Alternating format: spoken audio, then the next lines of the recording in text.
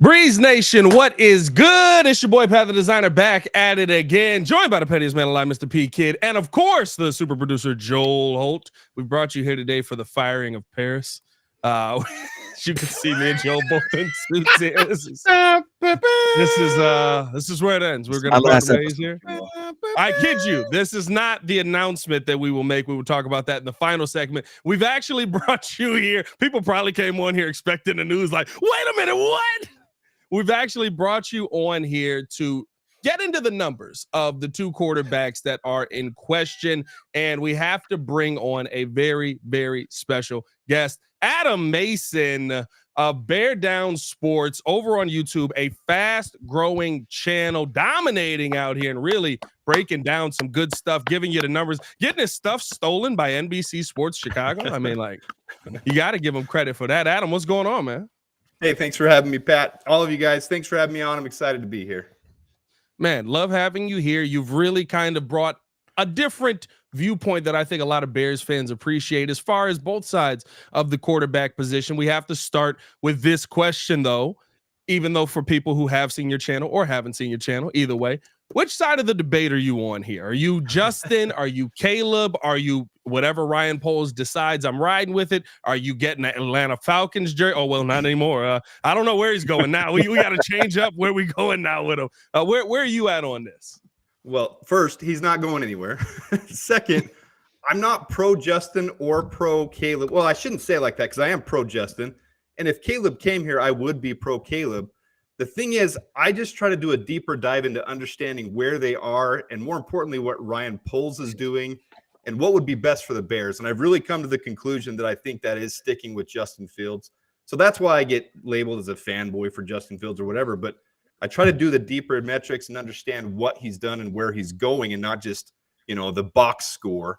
And that gives me the mentality that I really think this situation for the Bears is too beneficial to pass up on trading that down. All right, so let's start here. Let's start with, what do you think right now, when you look at the numbers, right, is the biggest statistic for you that speaks to sticking with Justin Fields moving forward? By the way, before we get to over 100 in the chat, over 200 in the chat.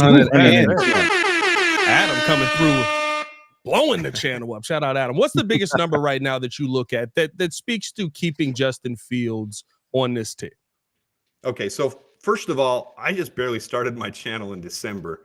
Because of this, about 4 weeks left in the season, you started hearing all the reporters at every post-game press conference talking about what does Justin Fields have to do. We weren't even done with the season, and they were talking about him being gone or staying, and it became a controversy way before the offseason. And so that's when I started this thing saying there's more context to this. And the biggest thing is they asked Matt Eberflus, what does he need to do? And he kept saying he needs to improve. It was very generic answers. But the biggest thing that I find is, despite having, as far as pass blocking efficiency, everyone fights about how our line was, but as far as pass blocking efficiency, we're between 27th and 32nd continually in the league. Justin Fields has dramatically improved in a dirty pocket, more than any other quarterback in the league. He's adapted. He's had to adapt in a tough situation to become one of the best in a dirty pocket. So, this, people have gotten kind of confused by my graphic. I'm going to make it clear. Clean accuracy means these are all Justin Fields. Adjusted completion percentage. Dirty accuracy means adjusted completion percentage in a dirty pocket opposed to a clean pocket. Clean NFL does not mean the rest of the NFL. That's a clean NFL passer rating and a dirty NFL passer rating, all for Justin Fields here. And you see the jump between year 2 and 3, between 2022 and 2023. He jumped from 58.4% adjusted completion percentage to 67.9%. And his NFL passer rating went from 61.2 to 72.8. Well, and you saw it in year 2 as well, as he's having to run for his life all the time from year 1 to 2, a NFL passer rating of 46.2 to 61.2. And this is the thing that does it for me, is he continues to improve. Even though he was under pressure at a historic rate, more than anybody else in the league average being 34%, and he's at 42, 45, and 48%, he continues to get better. And that's what I love about him. He's putting his head down, going to work, and he's improving. If he wasn't improving, this would be a whole different conversation. Yep. No, I don't. I agree with you. We all said that there is an improvement. The issue is that I think the fans want to see the major jump. I think even at the beginning of the year there was an expectation of Fields becoming like an MVP candidate. He's supposed to be like Jalen Hurts. He's supposed to like take off. But the problem is that we don't have everything in place. And so the issue that we have is, even if we get Caleb, did we improve the team enough so that he could then thrive? Because that's like we said, we're Bears fans. I'm gonna ride with Justin if we have Justin. I'm gonna ride with Caleb if we get Caleb. But I want the team to improve. And are we sacrificing this first overall pick to get Caleb, but we didn't fix the team? Or is it that Justin really hasn't? Has he not gotten to the point where they want him? But then we got this big contract happening. So that's my take on it. But I love your breakdown. I mean, it's incredible. Without going too far, Adam, I do want to add this. You know, you can see it in the chat. You see it in some of the videos that you actually had posted. By the way, great stuff. I got a chance to do a deep dive on it. Really, really impressed with it.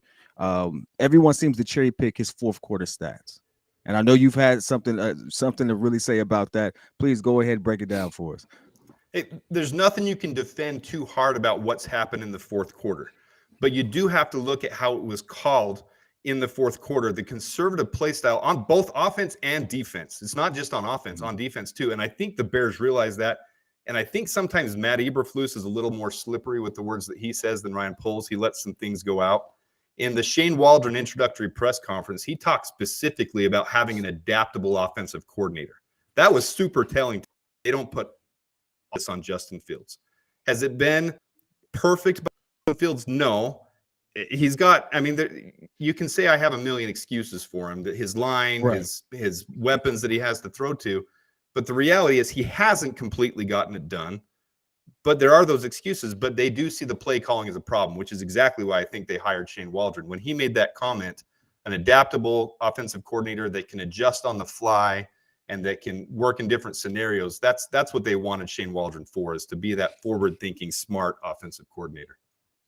I think that's what's funny about it so much too, right? There you've got people who will say in polls he trusts, but then you've also got people who will say that, well, you know, Luke Getsy was hired by the Oakland or Las Vegas Raiders because they don't think that he was the problem there. Well, do you trust Ryan Poles to make the decisions or not? Do you trust Ryan Poles to make the right call with an offensive coordinator, right? I think if Justin Fields was the clear-cut problem, you don't fire Luke Getsy. You don't move on from guys who you felt were good. And Darnell Mooney, when he got here, he was good enough for you to offer him a contract in the beginning of the year, and then you let him go to the Atlanta Falcons, although for to me a vast overpay. I'm not gonna lie to you. I mean, you offered him $39 million straight up, and the Bears were like, "We're not gonna match." I'm not mad at that, but I think it's very interesting because you look at the numbers and they add so much context. And me and Kid were having this debate earlier. I think that when you add context to the fourth quarter numbers, when you add context to the things that are done in the fourth quarter, right? It goes on Justin Fields that in the fourth quarter you lost to Detroit. It doesn't matter that he only threw one pass in the second half. That was a beautiful dime to Tyler Scott that he decided to underrun for some reason and would have led him to a touchdown. Yeah. He lost the fourth quarter, right? It doesn't matter that Amir Smith-Marset fumbles trying to stay in bounds versus the Minnesota Vikings when they lose in the fourth quarter. You know what I mean? Like those things to me, when you look at the context, when you look at the numbers, it's kind of to say that I love the numbers and the context that they add, but you also got to look at the games and the context that it adds. When you see the numbers that you've compiled with the games that Justin Fields has put together, what is it about his actual play on the field that gives you the confidence that he's the quarterback of the future?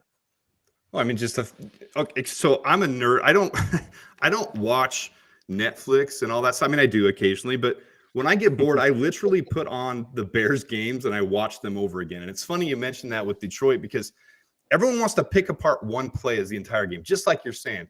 And if you look at the Denver game and the Detroit game, one play at the end, yeah, Justin could have tucked the ball against Denver and not taken the strip sack there. And against Detroit, he could have handled that differently. But he also had pressure on him within, I mean, you want to talk about the pressure, that was more than half a second. But you're right. You got to take it all into context and watch the entire – in 2022, which was not this last year, I get it, of the top 100 plays, passing plays by NFL Network, 6 of them were by Justin Fields. No other quarterback had more of them of the top 100 plays. This last year, you saw the exact same thing. Now, I don't know if they've released their top 100. I'm just making 22 as an example of that. But you saw him dropping dimes over Bates right into the corner of the end zone with DJ Moore. You see him, I mean, perfectly placing all these balls. And I see people on Twitter posting these highlight reels of Caleb Williams doing this similar type of thing. And that's my exact point is, well, yeah, comparing them, you can compare apples and apples, but it's also oranges and oranges because Justin Fields has that same dynamic play in him. It's not like he's a scrub who can't scramble. Of anybody in the NFL, he's doing that. He's scrambling out of these pressures, creating Houdini, as DJ Moore calls it, Houdini plays, and creating things with both his legs and his arm on the run. It's not just his legs. Like his arm is super accurate if he gets the ability to do it. So I watched that, and it's not just one play. It's not just one situation. Yes, he can clean things up, but he's a special player. When you watch him, other teams know that too. Yeah. Now I have to add that watching some of your videos though, because you'll see this as well. Like you said, you get called a Justin Fields stand, and things of that nature. Which I don't believe that that's the case, but I do appreciate you standing up for him and providing the context. I love the analytics you provide. But you've also called Caleb Williams a junior varsity version or a junior version of Justin Fields. You know exactly where I'm going with it. So, I have. I know that was kind of probably like just in a moment thing, but break that down for us, man. No, I mean it, but I don't mean it quite as harshly as people are. I do mean it. Well, in one respect, he hasn't played a snap in the NFL, and most of his college plays haven't been NFL style. He hasn't really taken anything under center. So he is a JV version, not to be completely disrespectful. A lot of people have said we could take Caleb Williams and have him learn under Justin Fields to take that pressure off him. There's no one more like him in the NFL, in my opinion, than Justin Fields. Justin Fields is built a little bit different, but they both have that scramble ability. They can both throw off platform. They're both dynamic in both ways, which is one of my biggest reasons why I don't want to take him, because we already have the varsity version of him. But in the same respect, people should understand I'm not upset if we take him because he's already like a quarterback that I love. But JV version, it is meant as a little bit of an insult. I've kind of got carried away, but it's not completely out of context if you really understand what I mean by it. That's what happens when you start looking through all the numbers. You just get too number crazy and you say something. You just say, "Nah, I gotta stand on it." real quick, we gotta do it. Do we get 300 in the chat, 400 in the chat, now 5, and now 600? Oh yeah, this is between two channels here. We over 600 in the chat. 600. We got a lot of people watching this right here. I'm not mad at it. I would say, so I think devil's advocate. Let's just say, hypothetically, okay, I'm just saying, what if we were to take Caleb and he, at this point, you don't think that at this point where he is, because let's just say he might have more anticipatory ability to throw the ball, because that's been the knock on Justin. Aren't we almost at the same, if we get Caleb at where Justin is like now, because I do think that Justin will ascend to a point. We still kind of win then, right? In theory, yeah. Yes. No. You don't know what Caleb's going to do in the NFL, though. That's the thing. That's the problem. You do know Justin Fields has taken those steps in the NFL. You've seen that he can do it in the NFL. Now, some of the things you're talking about, I think they get blown up too. Anticipatory throwing, yes, Caleb right now in college, but look back at Justin Fields in college, and it wasn't as bad as they're saying it is now. If you look at their metrics in college, Caleb, yes, he's a little quicker in college than Justin was, but they're making a bigger deal out of it in Justin now. But realize he's had 3 offensive coordinators. He's gone through different systems. I really don't think the Bears are ready to give up on him, and that's why they brought Shane Waldron in, because the little hitches with Justin, he's already shown NFL elite caliber ability, but the little hitches are fixable. The things that he does need to work on are fixable. Now, here's the one point I do want to bring out, because I was watching one of your videos before you came on, different things like that, trying to see, okay, where's the mindset here? And I love that, because at first I was going through him, I was like, this guy loves Justin. Like, he is very in on Justin. But there was also some love for Caleb when you show their numbers in college, when you show how both of their last years in college. The one stat that I thought was interesting was you kind of put up the two graphs of them in college and said, okay, which one is better? Percentage-wise, I think they were very even. But the fact that Caleb was more, it seemed like to me, was more willing to attack the middle of the field. Do you think that that would be more of a plus in a system that Shane Waldron is going to run here in Chicago versus having to get Justin Fields to that point? Because we didn't see a ton of that last season from him. Well, look at 2022. When you look at that, everything is in context with what you're saying. Look at 2022. 100%.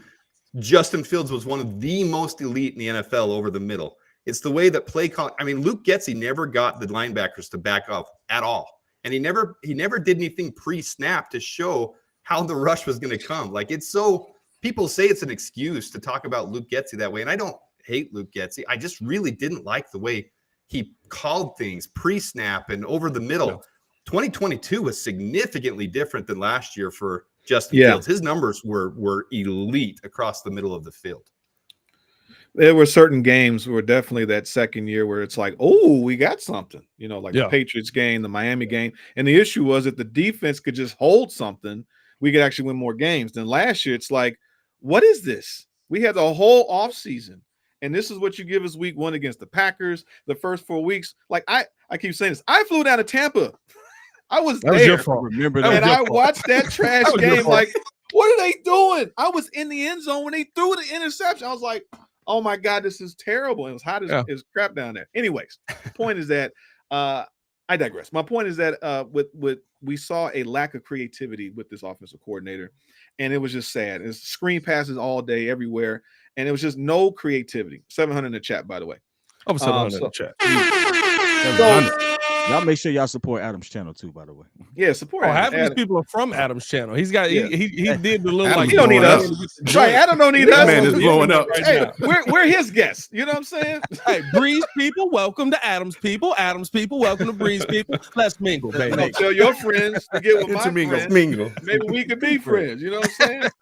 Joe mentioned hold. I didn't realize because I couldn't see Jordan at the bottom there. I had him on hold for this entire episode. No, so Jordan, go ahead and get a question in, bro. What's going on, Adam? How you doing, my man? Pleasure to have you on the show. Thank it's all you. good, man. I'm unchained now. Just looking at some of the things that you've been talking about, I know we mentioned, I don't know if this was already brought up as a question, but yesterday we were talking about the potential of having both quarterbacks. We know that the free agency period, every quarterback pretty much outside of Justin has been taken, whether it be somebody as I think is as least talented as Gardner Minshew and Tyrod Taylor and Jacoby Brissett. But do you think that this is technically them saying that, hey, we were going to keep Justin all along, or do you think just the market has kind of manipulated where Justin doesn't have enough value to be traded? I absolutely don't think it's the market at all. I think he hasn't been on the market yet, period. Now, I know that's not a popular take, but I'm going to give you my reasoning why. Excuse me. Ian so Rappaport. We know that Ryan Poles was a part of evaluating Pat Mahomes. We know that he was a part of that. There's all these comparisons, and even when asked at the combine, he shied away from it and said, well, yeah, they have some similar arm angle, but he didn't go deeper than that. He didn't want to go deeper. There's nothing he can do to really figure out if he is Pat Mahomes until he gets to his pro day and, more importantly, at Hallis Hall. And we know that's been pushed off to at least the 20th. So the 20th is when they can sit down. And a lot of people think that's all about throwing, but when they come in for a top 30 visit, they're going to grill him. They're going to take him through his own plays, through their own schemes. They're going to pressure him, say, what could you have done different here? What do you think about this? They're going to, at an NFL level, really put the pressure on him and see if he's Pat Mahomes. And until you do that, why would you give up on Justin Fields, who's an ascending star, in my opinion, and on metric ascending? Why would you even put him up for, hey, give us your offers? I think that was made up, and talking heads want to have popular things to talk about, and it's speculation. This is lying time of year, so people are going to do that. Oh, yeah. I don't think he's even up for offer yet. And if we do decide to go with Caleb and they say Justin's up for offer, I guarantee teams are going to be calling, even if they've already signed. Who was it that the Commanders just signed? Mariota? Or Minnesota signed. Someone signed Sam. It's not going to Minnesota. I'm sorry. I'm spaced Darnold. Something, but Sam Darnold. Sam Darnold. That's one of those guys are going to call for Justin Fields. I guarantee it. This is not a value. a thing about Justin Fields not having value. It's Ryan Poles is not going to give up Justin Fields until he sees if this is Pat Mahomes. Now, I think in Ryan Poles' mind, he's got serious doubts about that, which is why he hasn't traded the number 1 pick either. So he can't do either one. And when one of them goes up for auction, there's going to be a good price. But I really sincerely believe that'll be the number 1 pick with the value we can get and with how Justin Fields has been ascending. Adam, we appreciate you joining the show. Is there anything else you want to leave the people with who are Fields fans, who are Caleb fans? Is there any metric right now that you look at and you say, this is the one that tells me everything I need to know? Well, just the pure fact of how he's improved in that dirty pocket and that we've had a 27th to 32nd ranked pass blocking line. Got to be clear because people want to dissect different things with the line. Pass blocking efficiency line, how much he's improved. And Caleb Williams, there's no one player. This isn't hate for Caleb Williams. There's no one player more important than the team. The haul he can get from that. I put up a graphic on one of my last videos. If we could get Marvin Harrison Jr., Tyler Nubin, Cade Stover, and a future first-round pick, say Landon Jackson, next year's deep defensive end class, get him in the mid-first round. Those 4 players do not equate Caleb Williams to me. No knock on Caleb Williams. But if we go Caleb Williams, I'm good with that too. I just won't be happy. I will be frustrated. You'll see a video of me being, but the reality is, I think we're in a great position either way, and that's the biggest message to Bears fans. Having 1 and 9 overall, we're probably never going to see this again. It's a special time to be a Bears fan. Oh yeah, good point. I mean, listen, that's what I keep saying. No matter what, I love the fact that our backs aren't against the wall. No matter what people say, Ryan Poles has no options here. He has to do something. It's like, actually, he's got like 17 options. I think position alone, if we're being honest, like he could go a direction nobody thought he'd go. Trade Justin, trade the first overall pick, take Jaden Daniels, or as we say on this show, or Adam Mason coming through to the show. Appreciate the first time showing.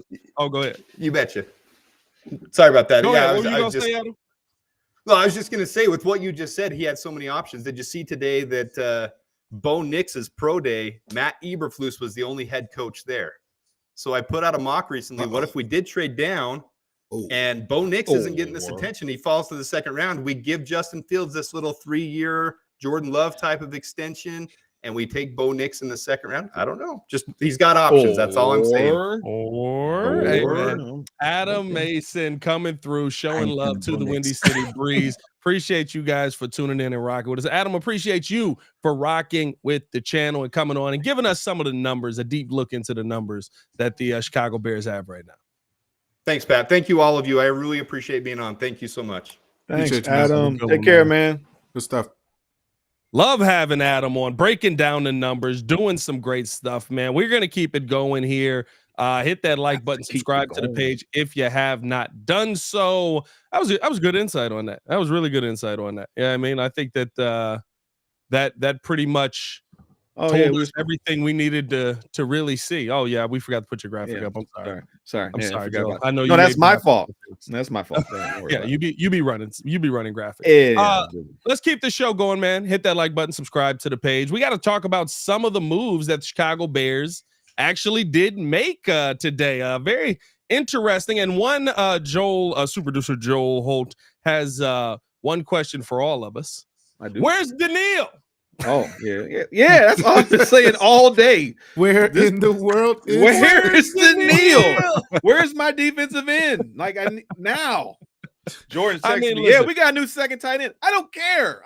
Where's the tight end? Where's the defensive end? You might be okay with DJ Wanham. Hey, we got to talk about, and I think that's the other thing we also have to talk about as well. The Bears supposed to be meeting with DJ Wanham here. DJ Wanham sounds like an excellent DJ name, by the way. Like, come on, do you want him? Do you not want him? DJ Wanham is a great name. You got to give credit to him for that. By the way, you got to talk about the breaking news that hit while we were starting the show as well. Breaking news? Biles is here. We signed Jonathan Owens. It ain't breaking news. I got the short on it. I mean, technically, it's breaking. Where's news? The credits? Why are the credits somewhere? Do you got the credits? I do.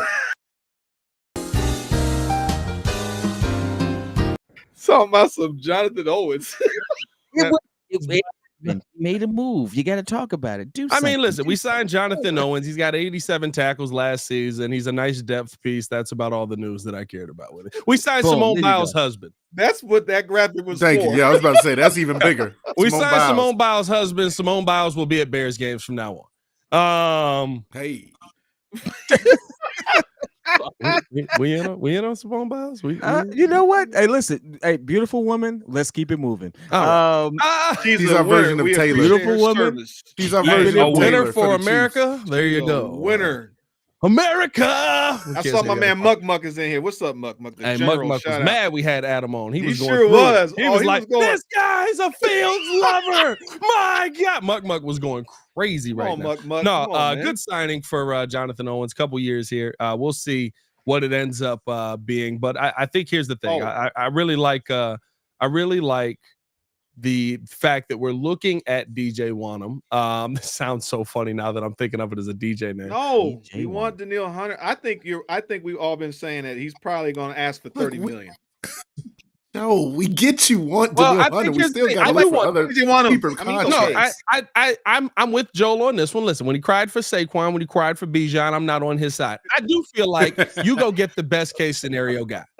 Right, you go get the best case scenario guy that you can get. And I don't want to go bargain bin shopping with as much cap space as we have. I don't want to go bargain bin shopping when you have options here. Now, Danielle Hunter can say no, but when it comes out, I want it to be that the Bears offered Danielle Hunter $30 million for what is it, 5 years, however long he's gonna be here, however 4 years, 4-year deal, $30 million a year. Bow, and he said no.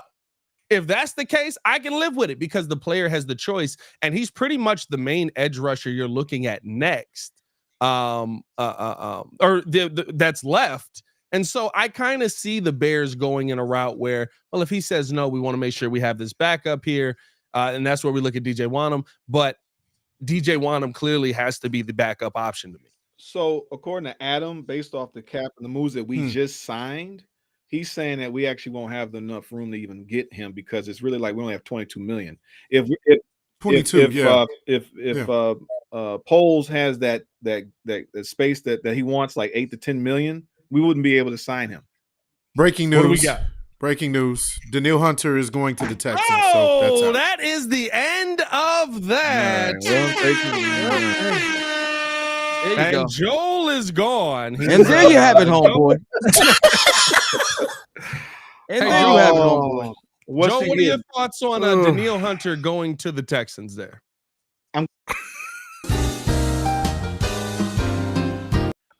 We don't care about your thoughts. He's not a pair. How you gonna use it on me? I gave you too much power. You gave me too much power. You can't stop me now.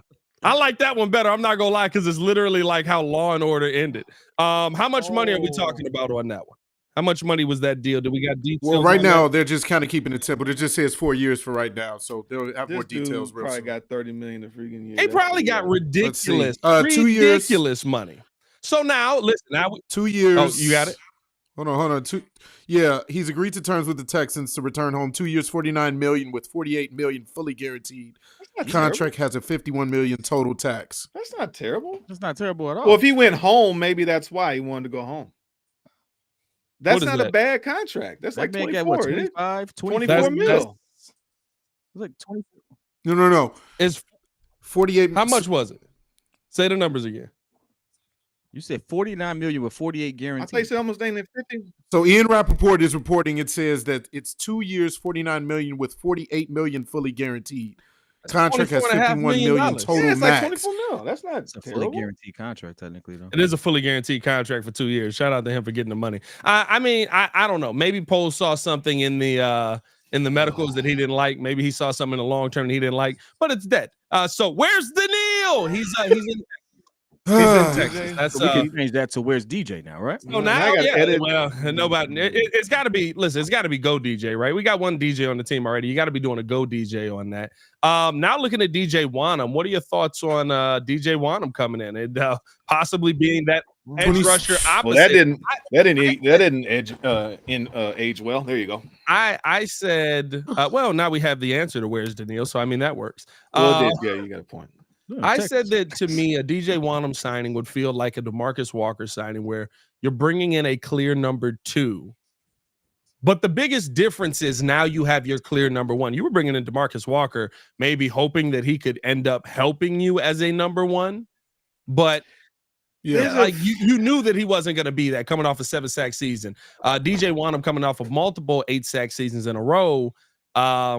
You feel like maybe, listen, you know he can get some pressure. You know he's a good player. You know, opposite of your number 1 guy, opposite of Montez Sweat, he's going to be effective. I wouldn't be mad at the signing there. And maybe you get him at a little bit cheaper. Maybe you get him in kind of that $19 $20 million range. Now it becomes an issue because you got to decide whether or not Pose is going to spend the cash because we know he's meeting with the Panthers and we know they're desperate to get some talent on that team.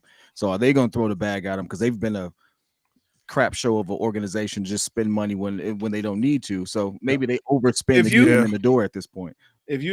And then Burns just left. I think you can live with that though, right? Because here's the thing: there is that now. It just changes what your priorities in the draft are. That's what I'm saying. Like you can sign one of them. I mean, you're talking 8 sacks, 62 tackles. He's got like 15 hits. But really technically, nice, really nice. But Sweat kind of was more like 8 and what have you. So like there's an ascension. He's only 26, so he still fits a profile of being young enough. And my thing is then if you sign him, now you can just focus primarily on offense on the draft. So that's not a bad idea. 900 in the chat, by the way. So I mean, receiver and offensive line is probably the way to go. But DJ Wanham is a decent like backup. Like that's a good consolation prize. He's 26 years old, so he's still in his prime. 8 sacks. He's consistent. Maybe Cole sees something that potentially, if he signs here, he can improve on those numbers. Because the other problem is we still haven't fixed the whole. If we sign Wanham, we only really need a receiver and we need depth, and we still need our center. So unless I like the idea. Oh, I meant to shout out Adam. I want Connor Williams. I meant to shout out Adam. Even though I know he's coming off he brought injury. that up in one of his videos. Like if they were to sign him and that your boy Bates is a bridge for this guy to get healthy, that whole deal. I'm just saying that's an idea. I'm done bringing in big dudes with injuries. Done, bro. Haven't we all? I would take him more so. Been burned enough. Done. It's an ACL. They heal up now. Not when you 300 plus pounds. They don't. You know what? I'm not gonna argue with you on that. Call me crazy. I'm taking a chance on Connor because he's still one of the best linemen before pre-injury. So I don't know. Shut up, Dan Tanner. What's happening, man? Does Hunter's contract actually affect his market a lot more? Because like now he's effectively taking $24 million a year, which is like $6 million less than we thought he was going to get. That's great. That means that they didn't break the market. Are you saying does it affect Wanham's market? Does it affect Wanham's market? Yes, it does. We'll get him in for cheaper. That's why I said you probably get him in probably at a 20 million, 18 to $20 million range. You're gonna get, and Courtney Cronin talked about this today. That's not what I said. I said there's a lot of body on that knee. On that knee, my guy, Dominic going crazy with that. That's a flag on you. We all saw it too. That's what's crazy about it. It was a comment that stuck out to all of us. What the? and Grady over here he's been trying to come at me all freaking. Grady been cooking ever since I got him going in that first one, bro. I can't fry with you every show, Grady. But we'll get another every one time he comes in, always trying to. We'll get another one in here that we can fry, bro. But no, I think that realistically, when you look at now Wanham's market, you do look at it as a market that has gone the other direction. You do look at it as a market that, might be moving in a better direction for the Chicago Bears, and that you can get him at a good price. Now, the one thing you do have to kind of question is what Kid said. If the Panthers are willing to get in a bidding war to you, how important is that position? And the one thing that you got to add on top of that is the Bears are definitely looking to go at least take a deep look at center in the draft. They sent 8 members of the coaching staff to go look at the Oregon Pro Day today. Now, there's some nice players on Oregon, but we know who they're looking at.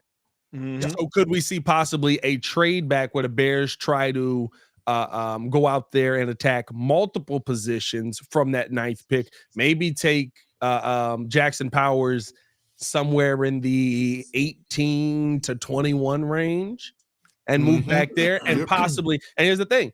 The value of Justin Fields, whether we like it or not, has gone the other direction. You're not getting a second round pick for him. You're not getting a third round pick for him. It's a long way from our 9th pick to our next pick. You got to get something in the middle. We may have no choice but to trade back, but can you risk missing a possible Malik Neighbors? Can you risk missing on a possible Rome Odunze, a clear-cut weapon on the other side? Yeah. I think you can, just because the third round has some good receivers. Brendan Rice is still projected to be a third rounder. We have 2. I'm not saying he's going to be there, but I mean, he's a serviceable big end. If hypothetically, if Caleb is where we end up landing, then you have that familiarity with him as well. And so that actually is, hey, I got one of his primary targets, plus I got DJ Moore, and we've shored up the line. So like, it's a risk worth taking if Poles decides that that's where he wants to go. If he's keeping Fields, no, I wouldn't do that at all. If he's keeping Fields, so you get Fields the best weapons possible. You allow him to. Well, if he's keeping Fields, you can get the best weapons second or third. You know what I mean? Like if he's keeping Fields, you go on wide receiver. That answers all the questions. You go get MHJ, and I just say draft him straight up with the ninth draft Jackson straight up. I don't care. There you go. Backing it up, baby. Thank you. If you have conviction, that high, how can you take a center that high? We don't have somebody that can snap the ball to the quarterback and then block. They can do one or the other. Hey, I can snap the ball. I can't block that dude in front of me. Like, this is very who said that last time? I don't feel like I'm asking too much to ask for a center that snaps and Lord Crimson. I think it was Lord Crimson. Like, come on, dog. Like, I don't feel like we're asking too much here. And so I think that I like the fact that they are scouting that. I like the fact that they see some things in the draft. And Ryan Poles is sticking to his guns, man. Listen, we all wanted Danielle Hunter here, but realistically speaking, we know the price tag that's attached to Danielle Hunter, and we know what Ryan Poles' vision when he came in was. Although the price tag a lot lower than I thought, guys. Like a lot lower than what I thought it was going to be. But I was saying that we know the vision was build through the draft. Although $24 million, we could spend that. Ryan, is Ted back? Did Ted sneak back in the building and like block a check? Is that what happening? I thought his access was revoked. I don't know. Hey, I do want to mention real quick. We do have available free agent edge rushers still on the market. So Jacob Infante, he just tweeted, you still got Chase Young out there. You still got Clowney. Calais Campbell. We mentioned DJ Wanham, Carl Lawson, Mike Dana, and Derek Barnett. So decent list. No, it's not. Of course, you don't get your guy. No. We know. I don't want to just get a guy to get him. My point is Jadeveon Clowney is totally under. I'm just giving you the names. I didn't say I want him. I mean, Chase Young to me might be the potential. Chase could be one, and then Wanham. And that's my question. I see a lot of Bears fans that are just out on Chase Young because of. Now, listen, I'm not saying that he plays the run great. I'm not even saying he plays it well. But I think that's called getting a guy to do something with proper coaching. And maybe he hasn't had that to this point. And when he went to San Francisco, you didn't see the effort you wanted to see. But everybody's out on Chase Young's, 8.5 sacks, including, 9.5 sacks, right? Including the Super Bowl. Everybody's out on Chase Young because of the one play in the Detroit game where the runner ran right past him. Now, the runner ran right past him. He's not great against the run. But 9.5 sacks is your number 2 guy. Now, that's with the Super Bowl, the entire playoff run, all of that. That's not bad, guys. That's not a bad thing to have on your team. I'm fine. My thing is 7.5 just in the regular season. In my opinion, this is the equivalent of like the Saquon to get DeAndre Swift. We're still getting a great player in a sense, but Chase Young being a compliment bookend where you still got Sweat. And if Dexter is if by what reports are saying, if he's improving, we have an improved line. You're still getting, like you said, 8 sacks. And he might be able to recover from this. I think, how old is he? 26, 27? Same age? Yeah, he's still young. He's still in the prime of his career. And I mean, come on, if you're talking about production, he's better than anything we got opposite Montez Sweat right now, if we're being honest. Just like with Kevin Byard replacing Eddie Jackson. On $10 million. Like, he's going to be better than what we have. Well, he had 7.5 sacks last year. I think what makes it interesting is that when you look at the team as a whole, when you look at kind of the players that you already had, the one question I'm asking is, okay, I would love to go out and sign something But if we're just going to get money for a guy, if we're just going to get money for a nice player, Jag. don't we already have just not a Jag? I think better than a Jag, not just a guy. I think better, but like you're going out there to get somebody who's like Raymond, geez, a good opposite, right? Yeah. Are you wasting the money because technically when DeMarcus Walker had the number 1 on the other side, he had a 7-sack season?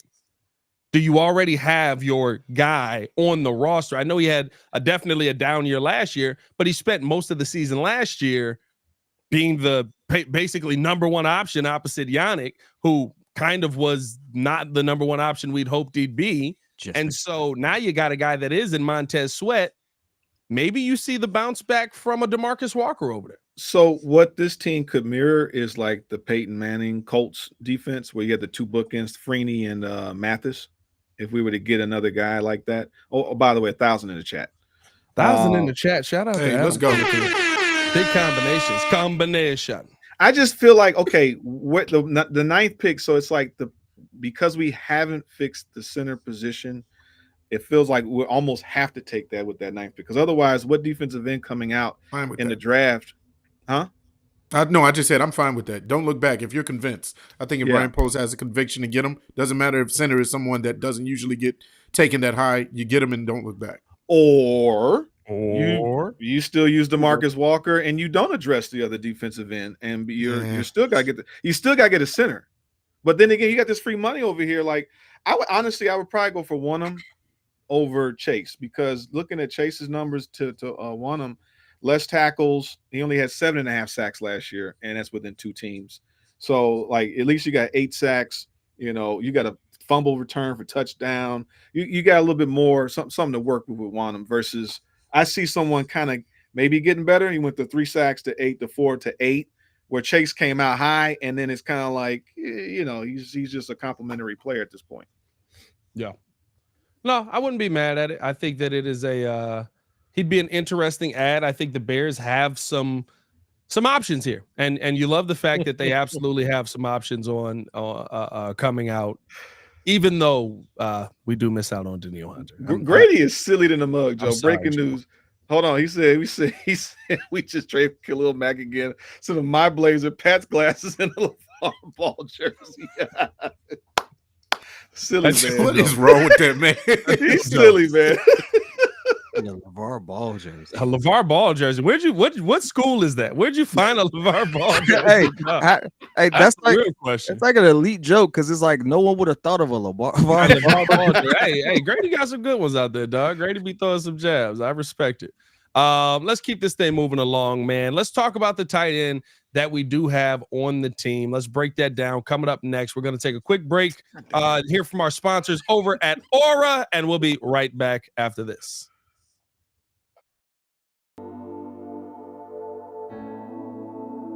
Appreciate you guys for tuning in and watching the show. Today's episode of the podcast is brought to you by Aura. Have you ever done a Google search on your own name? You'd be surprised what pops up. Your full name, email address, home address, health records, your relatives. It's all out there. And that's why I've been using Aura, the sponsor of today's video. Aura shows me which data brokers are selling my information and automatically submits opt-out requests just for me. Cleaning up my information not only helps reduce the amount of spam I get, but it protects me from hackers who could use that information to help them access my social media, bank accounts, and other sensitive information. It's really simple to set up. I don't have to download several apps or go to things like antivirus, VPN, password management, parental controls, identity theft, but you can get all of that in one place with Aura. I get everything at one affordable price as well.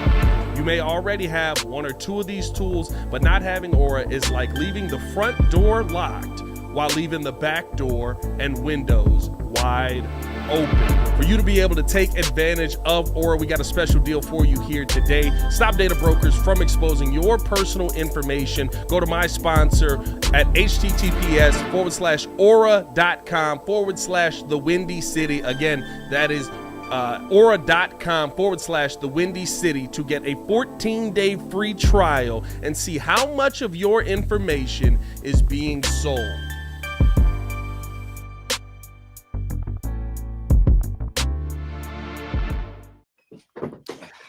right, boys. Appreciate y'all for tuning in, showing love. Hit that like button. Day, you know. Okay. What just What the heck? Gotta announce Jordan's last day. You know, Jordan got to get out of here. So we're gonna get him out of here. Man, I should have thrown on a suit then. Now I was at work. I was at work. This isn't. This ain't on me. You should have told me. Why? Can we talk about the fact that he just speed ran to a closet? This man had a shirt on, full suit for no reason. No, you know what it is? It's one of those. It's one of those. That was FOMO. Hey, fear of missing out. That was straight up FOMO, dog. Are we really doing FOMO on the podcast? Hey, listen, you only get to fire someone on TV once. Now we firing Jordan. Is that what this is? Firing Jordan. That's all it is. Hey, you ain't firing me. Hey, everybody just look toward Jordan and your thing. You just catfish, you clowning. That's all right. Look up. Everybody follow me to my channel. Hey man, appreciate y'all for tuning in, showing love. Before we get to firing Jordan, we do have to give you guys quickly all about Underdog Fantasy. If you want to get in on the easiest way to get in on some NBA action, it's Underdog Fantasy and their pick'em game. Just pick higher or lower on your favorite or least favorite player. You can win up to 20 times your money. 20 times your money, dog. Underdog keeps it simple and easy, very simple to use. You pick between 2 and 5 players, fill out the pick'em entry, get every pick right, and take home some cold hard cash. All you got to do now is sign up now with the code TWCB, and you'll double your money up to $100. That is the promo code TWCB, and you will upgrade your money up to $100. Once again, go download the Underdog app, use the promo code TWCB, and upgrade your money up to $100. Underdog Fantasy. All right, boys. Let's get back. Now when I go back here, okay, all right. I want to make sure like I didn't come out of the Zoom in and literally Jordan was gonna run and put a suit on, be like, I'm not getting fired today. Your knees ain't that fast, brother. I stand on business. Shut up. Stand on business. He called him the host of the Prices Right. Oh God. Hey man, Bellissimo said I ain't getting fired on my day I've off. been getting lit up all day about this jacket. Hey, yeah, you let that jacket go, bro. You do look like you back in 1956, bro. No, That's a Tron jacket. Hey, that look like the Tron. You know what that arena. jacket is? Nice. My father gave me this jacket before he sent me out into the world. I got it tailored. I got the new, the new horse bit loafers, man. We good, man. You got the Gators with the mouth let at it the die, front. bro. Let it die. It'll never be as cool as you with a glass of wine. So don't worry. All righty. So let's get into this. Bears go out and they get their second tight end today. They also add Jonathan Owens while we were in here having the conversation on about with Adam. Joe, you down there? Joe, you down there? Yeah, Joe, you're behind there. With Adam Mason about the quarterback situation, make sure to check that out. Go back if you haven't been able to check that out. You got in here late. What did you guys think about going out and getting a second tight end? What'd you think about the move to go get Gerald Everett, bring him into the Chicago Bears, and I mean add to what we thought was going to be the 12 personnel from last year? I like it. Gerald Levert, baby. I like it. No, I mean it's what this is telling you with the signing of DeAndre Swift, and then with the second tight end, we're going to be slinging the ball because two tight end. He catches passes. I mean, and now you got the running back that can catch as well. Yeah. So we're going to see more of an air raid-ish type of offense. I believe it. I believe it when I see it because we signed Robert Tonyan for no reason apparently last year, except for him to drop one pass. That's all he was. That was Luke Getsy though, and he did drop. You know what? This might be a good pick though, but I see Notorious even mentioned what I was going to say. Everett is a Waldron guy, so he's used to being in that system, dating back to Seattle, and Waldron he likes his two tight end sets, play schemes, and play calling. So this is a good guy to get. Yak Monster, somebody who's kind of been consistent, not putting up big crazy numbers like the top tight ends, but when his name is called, he's produced. Not a blocking tight end, but someone who you can truly trust. In offensive sets, so I like the move. Bellissimo correcting Joe there. I'm like, Jesus. Okay, all right. It's West Coast. I was just talking in generalities. My God. Yeah. No, well, I mean, back to Don Coryell. Yeah, you did name the system. Hey, Bellissimo gonna check. You gotta be right in this I was chat, just saying we're going to see more passing. I think I like seeing more options. Is my point, and hopefully we utilize them. this coming up year. I think the thing that I love about the move is that you got a guy that's been catching above 60% in his career for multiple years. You know what I mean? Like you got a guy that's been outside of his first year, he's been a 66+% guy catching the football. When he hasn't been targeted a ton, I think he's going to be more of that angry player, that guy who on the opposite of Cole Kmet is going to fit in perfect, probably going to catch between 60 and 80 passes a year. Probably end up getting targeted. Who? Everett? Yes. Yeah. 60 to 80 catches? He's a good tight end. In the offense that they probably are going to run, you're going to get more passes. We're not running the ball a ton, and he catches the ball at a very high clip. I mean, last season, if I'm not mistaken, I want to say he caught the football at a 76% clip on 80 targets his way. Mm-hmm. Yeah, I mean, you just got a pass catching running back. I mean, this offense is going to be catered. I feel like it's going to be spread out. There's a little buffet of passing here. Everyone's going to be able to. I also feel like this will be a situation where you have this safety net of sorts, because if you don't have that definitive premier number 2, you do have enough big targets for your young QB, whether it be Fields, whether it be anyone else, to actually be able to pick apart the field, as opposed to just depending on your 2 on the outside. And so I like where it's going. It's showing me that Poles is really trying to make sure that whoever he has snapping the ball behind center is going to have enough options to be effective. And that's what we wanted. We haven't had a high-powered offense. He's building it. I love to see it. Yeah. No. Jonathan Owens coming in. Oh, go ahead. I'm going to be honest with you. I was high on Tunyon at first, but apparently I overvalued him. I thought that coming Tunyon in from Green Bay, I thought he was going to was with you on Tunyon. Yeah. I was a little disappointed with that, but I think this is actually a good replacement, good consolation, or good backup, I should say. It's solid. I hope you see them both on the field a ton.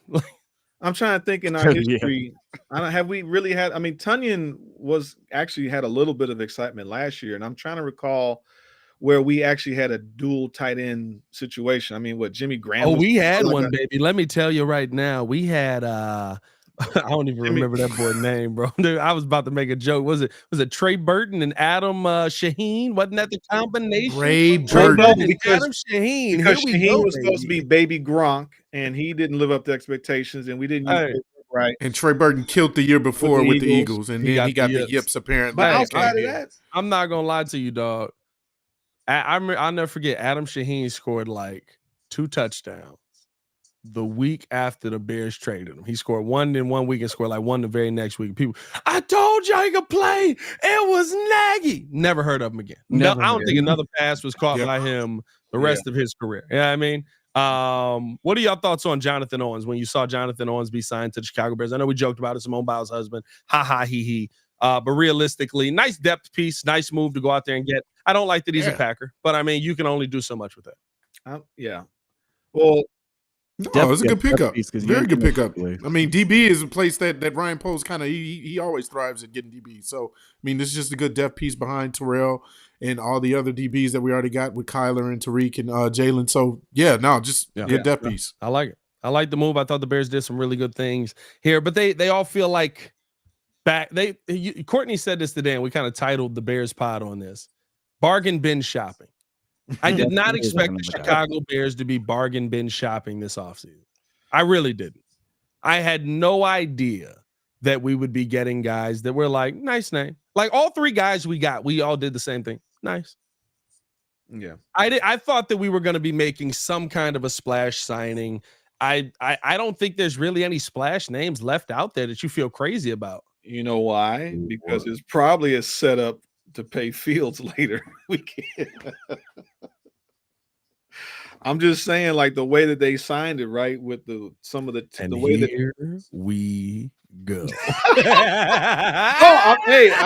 I'm a Bears. I'm happy either way. I just think that the way they set it up, maybe that's the problem. You can't commit 13. Was it 12 or 13 million to Saquon Barkley?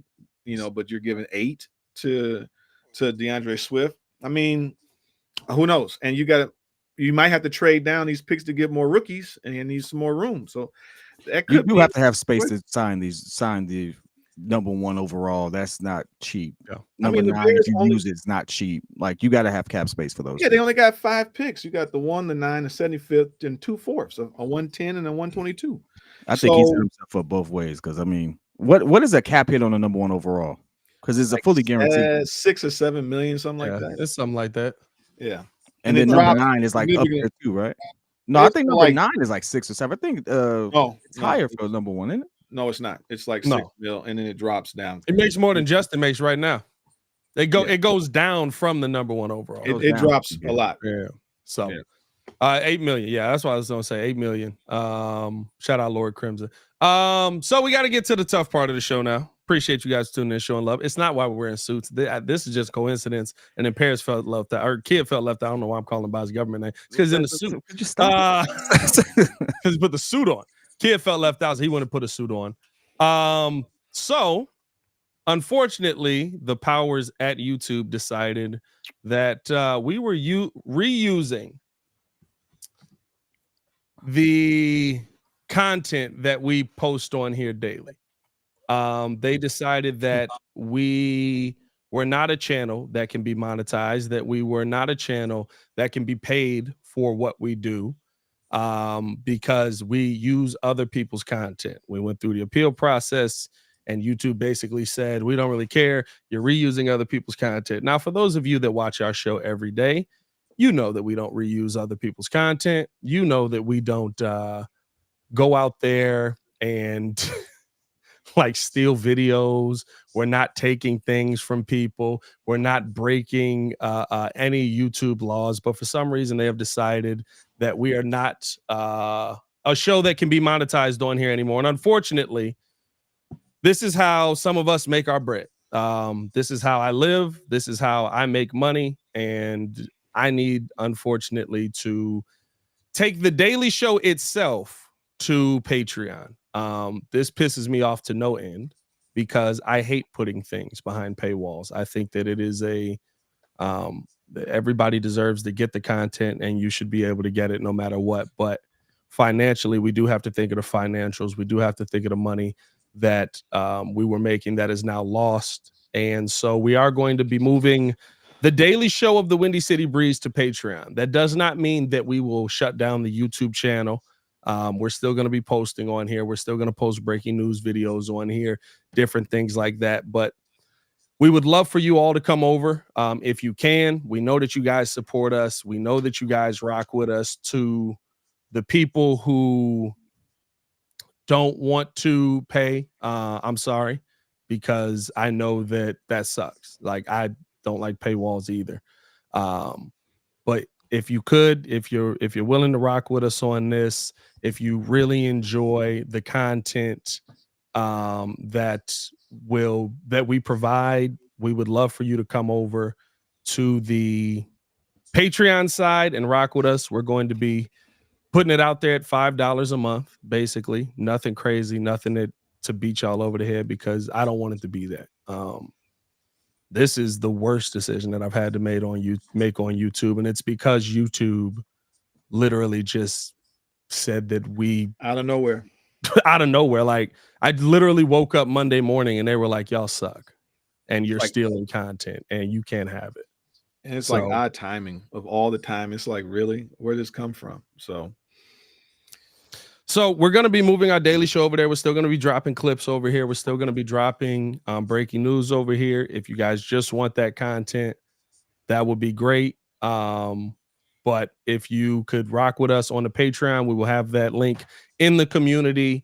And we will be doing our daily show over there. We'll still be doing, somebody said, do it on OnlyFans. Hey, listen, link in bio, G. Link in bio. Hey. Going to OnlyFans, baby. Hey, we should try it. Just throw a little shoulder. See, you're too fat, Jordan. Take him out. Throw a little shoulder. Come on, man. I Bear Down Davis says, sounds like somebody reported y'all, Pat. I would love for it to be that somebody just reported us, because then it's us getting a strike. Yeah, I know. Like anything. Yeah, it would be us getting a strike. It would be us getting a warning. It would be us. Yeah, I mean, like something that we could learn from. They didn't tell us anything. The one time we got a strike is when I used that Benny Hill music a couple months ago. No, we got a strike when we used that. That Arrow, that guy, stupid Arab, like he was doing the backflips and all of that. Like, yeah. I don't know, bro. It was weird, but yeah. I mean, it sucks. I know some people are not gonna like it for us. I know that some people are not gonna rock with us over there, and that's okay. I'm not blaming any of y'all. I wouldn't. I mean, I don't know if I'd pay to go see the content either, but I do love the fact that there are some who will pay to see the content. And we're going to be moving over to Patreon just for that. So, do we?